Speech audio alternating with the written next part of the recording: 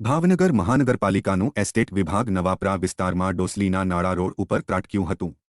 ગેરકાયદેસર થયેલા બાંધકામો અને દબાણને પગલે કડક કાર્યવાહી હાથ ધરવામાં આવી હતી। નવાપરા રોડ ઉપર ડોસલીના નાળાવાળા રોડ ઉપર ગેરકાયદેસર બાંધકામ કરેલા 6 બાથરૂમ, 63 ઓટલા, 1 ઓરડી, 4 દિવાલ પર બુલડોઝર ફેરવી બાંધકામો તોડી પાડ્યા હતા, જ્યારે 2 શેડ, 6 પડતર લારી અને 1 બોર્ડ જપ્ત કરવામાં આવ્યું હતું।